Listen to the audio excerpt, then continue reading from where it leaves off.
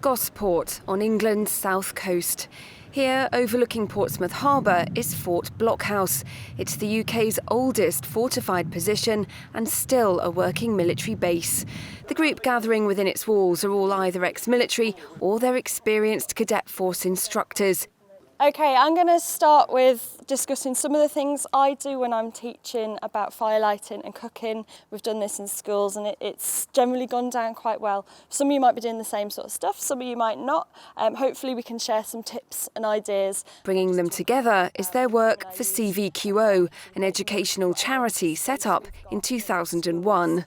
They're all working for the school's partnership project.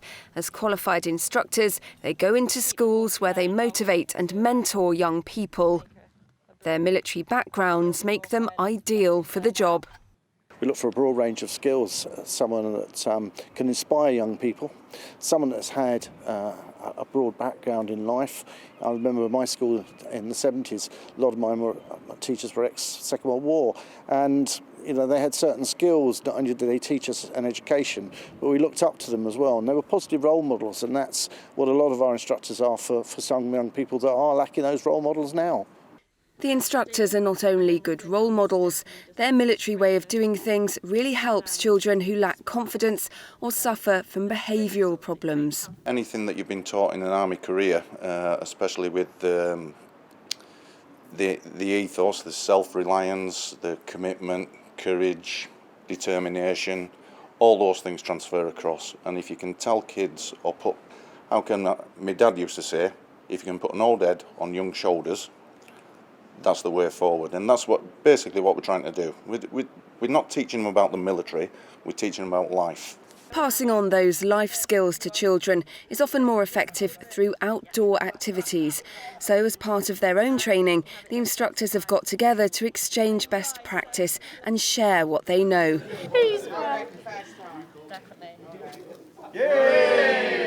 Even learning to light a simple fire can engage children much better than being stuck in the classroom.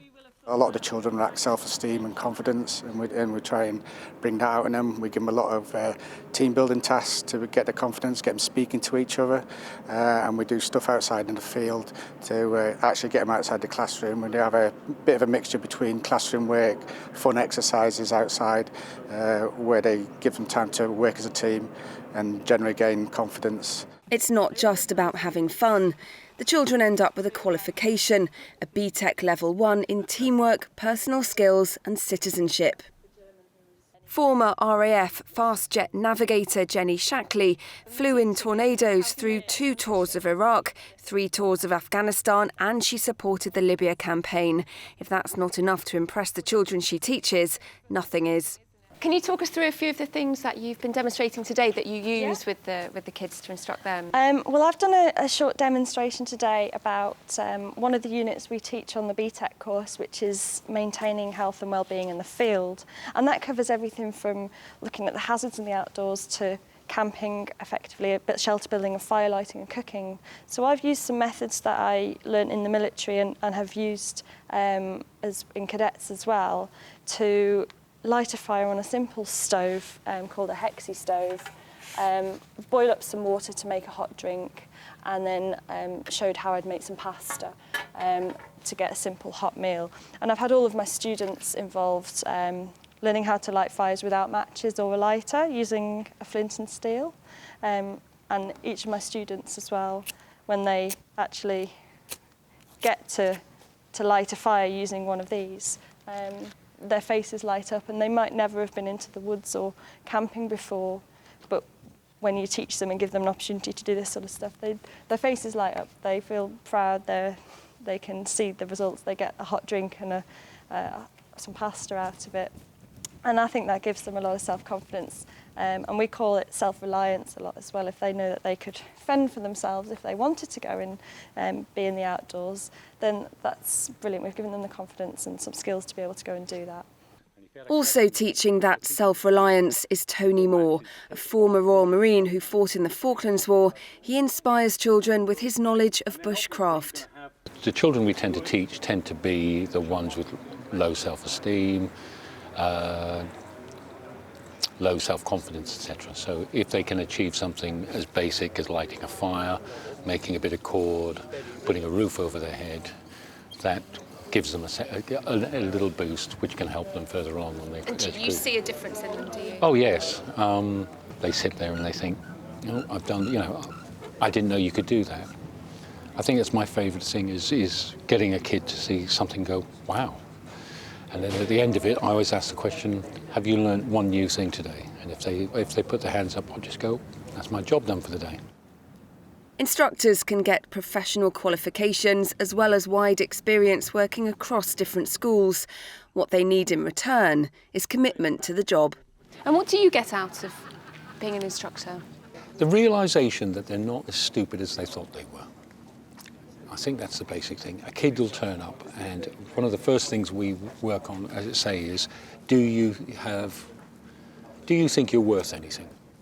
9 times out of 10, the kids will put their hands up and say, in one way or another, I'm not really that good at anything. And it's gradually at the end of the course, the kids become more confident, more self-assured, and you sit there and think, yeah, you've got it now. With the kids, by lighting a fire, you've actually achieved one of the basic fundamentals in life. How important is your military background to your work as an instructor, would you say? It's that self-confidence, it's that realisation in your own self-worth, that you are part of a team. It's belonging to something. And you try and instill that in the children, is what they want, is, what they're, get that same self-worth. And understand that you're not just a useless cog. You're actually something that's going to be, contribute to your family and your community and the wider community as well. Ready? Go! Go! Go!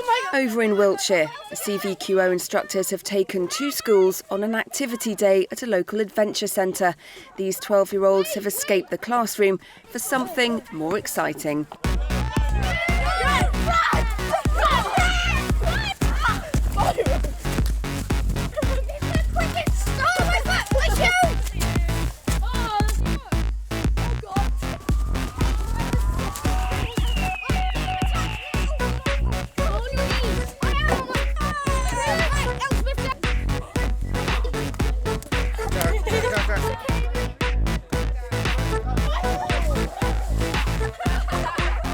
Behind each fun activity lies an important lesson.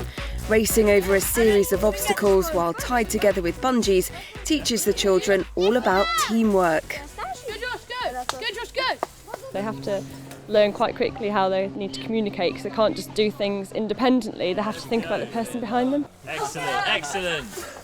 It's quite a good lesson in life, so if they don't do things properly, then they have to do it again. And if they did it right the first time and did it slow and controlled, then they can actually be more successful. Oh, that was really hard. We were bungeed together, and so we had to use teamwork to carry everyone out with us, and we couldn't just worry about one person. We had to worry about the whole group. It was really hard and muddy because some people would run off and it would be really hard for you to catch up and stuff, and loads of people were helping you get through stuff, so yeah. Get to the top, take your belts off. You had to be bungeed. You had to work as a team. It had to show your team skills, and you had to be able to actually communicate that, and that really opens up people out of their shells, because some people might not be as confident as others, but everyone on our team worked together really well. Come on, Chris. To make it harder for them, each team has pupils from both schools, so they have to get to know their teammates quickly. I've never met half the kids I'm with today, and so you got to try and get to know each other's skill level and what you can and can't do, and so you have to bond faster than normal. Go, tree hugger! To help build confidence, tree climbing is next. Even the children initially scared of heights give it a go. It was really high. At one point I was about to fall, but then I gathered to get back on it, and then they were all giving me loads of support, so it was good. Josh, just reach out! You can do it! You can do it! How did it feel to reach the top and ring the bell? I was really proud, and I hope my team was really proud, and I felt honoured because I was the first one to do it. And once one of them rings the bell at the top, there's no stopping the rest of them. That was really nice to see. I think once one went up, it encouraged more to want to try and achieve that goal of getting to the top and ringing the bell. The mix of varied activities on offer means there's something for everyone. We've had some kids who were straight up and down the tree but couldn't hit the archery target, and then those that didn't do very well in the tree or didn't feel they did very well in the tree actually pointed out to me they got the bullseye on the target. So again, they can recognise from those two activities that everyone's got different strengths and weaknesses. Excellent. It gives them more motivation, more determination. You know, the young people who did it last year, we've seen them have a greater drive and they want to strive to be successful in themselves, and that's really important. Have you noticed any surprising changes in the kids today? Yeah, I've noticed that some people I would never normally have expected to be so confident. They've kind of come up to me, they're actually speaking much more confidently to me and actually just throwing themselves into it, taking on challenges that I would never expect them to do normally. So it's been fantastic for that. The hardest challenge is saved until last, building a raft strong enough to sail around the lake. The instructors know they can't possibly succeed, but it's teamwork and taking part that counts. Oh, freezing. We broke the raft, like literally broke as soon as we got it in there. And I tried to run in after it and get on it, and I just fell straight in and I'm freezing. So what lessons have you learnt today? Well, I've learned that you should follow one person's instructions to make the right thing and always listen to one person when they're talking, not do your other thing. You've had fun? Yeah. Well, everyone had to pitch in at times, but it was quite hard for us. But once we knew how to do the knots and actually put all the stuff together and knew what our plan was, it was quite easy. You're disappointed it didn't float? No, because I said I was going for a swim. Rafting may have been less than a success, but the children have learnt a lot about themselves and each other. That's exactly what CVQO is all about, changing lives by improving prospects and so preparing youngsters like these for the outside world.